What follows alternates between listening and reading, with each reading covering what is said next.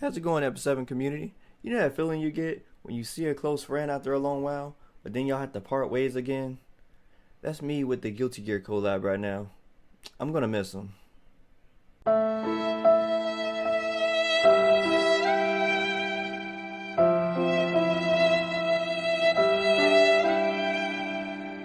But anyway, they not going yet, so let's see this conclusion.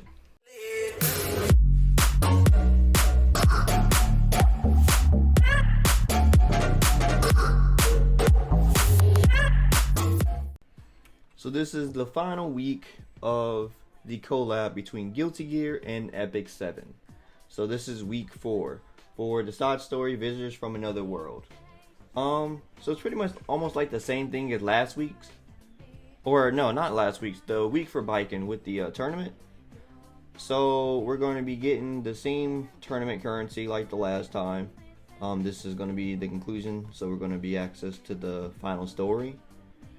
And we're going to look like we're running around with Soul again.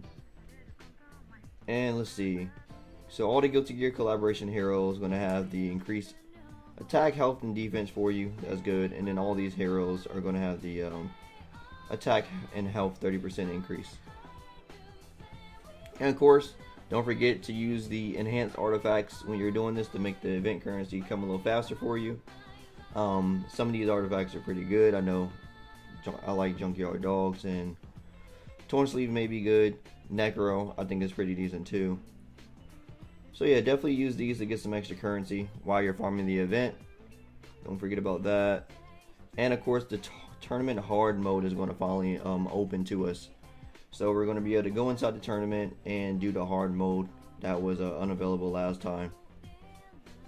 And they got some pretty good rewards in there. It seems like this is like what it looks like compared to this one. So the hard mode is going to have a level 60 soul at the end, and the enemy is going to start at level 35 rather than 15. So it'll be a little harder, but it shouldn't be too bad. The worst part is probably, getting the currency. If you know anything about it from last time, the currency is definitely a little hard. I don't remember the amounts exactly, but it was like 300 I think for these. And then I don't remember how much this one was, but I know these were 1,000 a piece. I remember that. So I can imagine it's going to be probably about the same amount for this one. So yeah, you're definitely going to need a lot of currency to finish it all. So just keep that in mind. But it does have some good rewards inside of it, inside the fight. So it's not too terrible. But yeah, it's pretty much, this is like what it is. So like I said, it's conclusion of the story, and we're going to be getting the tournament hard for the collaboration. I don't think there was anything else. Yeah, that's pretty much it. They don't want to like give anything about the story. There was some interesting improvements that they did to certain things though that I wanted to go over. One being the Live in Harbour quest improvements. This is like one quest that I know some people found annoying. It's the one quest where you had to go inside of it multiple times, and eventually you'll get like this this nice piece of gear. It's a free gear. It's a ring that you get, but you have to go into it like a few times. I think it's like, I want to say like 3 to 4 times. So they're lowering it to 2 times, and then I believe you get the ring on the first time. Yeah, after a battle.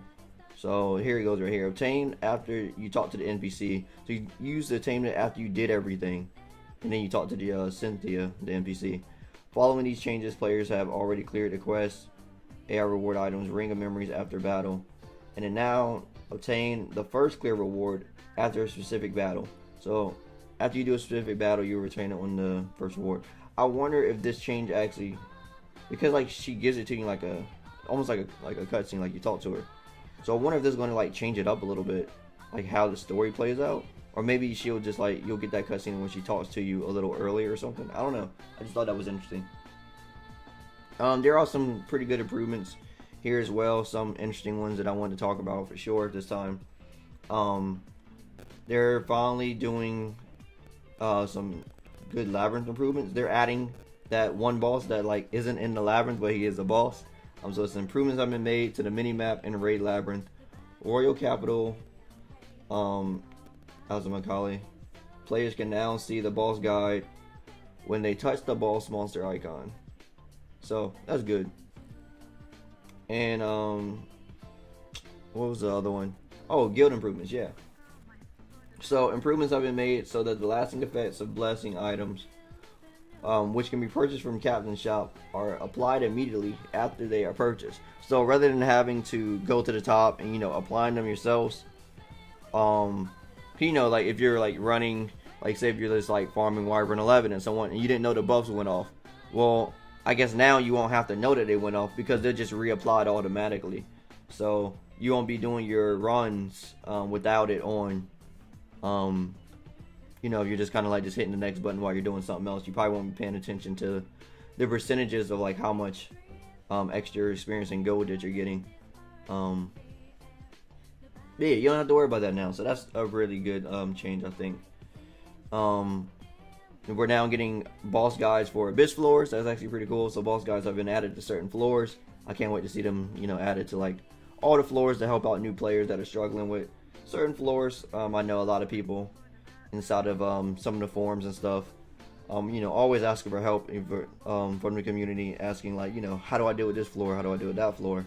But you know, having some boss guides will just kind of, you know, steer them in the right direction, get their minds thinking about the way that the devs. And I wonder if the devs use, because I know the devs sometimes ask for like players help.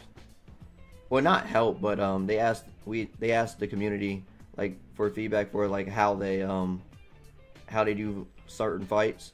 And I think this will help with that. I don't know if they use that information, but maybe if they use that information to like their benefit to like, you know, put inside like, okay, what a majority of players doing, then this may be like the right way to like have them think about the fight. Or it could just be like the devs' way of like how they perceive the fight to be based on how they made the fight and wanted the players to like go about it. So either way, it's good information and get, you know, newer players' brains working in the right direction so they can think about it. And the account deletion thing. I mean, it's not something that I would do or I hope any of you guys would do. But there's now an option to delete your account. It's been added to the account information thing. So if a player deletes their account, the purchase history, friends list, and all other information will be reset. And players, of course, will not be able to recover their deleted accounts. So only do that, obviously, if you are done with your account. If you're done playing the game, be sure I wouldn't even like delete my account if I was sure. You know, you never know if you come back to the game at all. But you know, if you're for sure that you're done with the game 100%, then yeah, there's a delete account button now. But yeah, guys, this is really not much for this week. Like I said, it's the last week for the event. So that's pretty much it. And then there's the Moonlight Pack obviously coming back again. So limited time Moonlight Pack. So for people who like to get that, that is back for you guys. But yeah, like I said, it's a shorter video today. Not really much to talk about for the final week. I wonder if they're going to be doing after this week, if they're really going to just like go into something like brand new, like right off the bat, like have they been like working on that? Because I imagine this has been done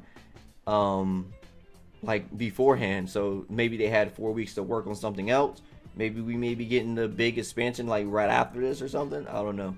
Or maybe they may, you know, if they haven't finished this all together and they've been working on this slowly while they've been doing it, then maybe we'll go back into like some more filler banners or something to get some more like, you know, heroes that we already have in the game like they were doing like right before this. So maybe they do that to give themselves a little, you know, extra breathing room and then go into something. All depends on how the development cycle is. There's no dev notes yet, so we don't have anything to really say about that.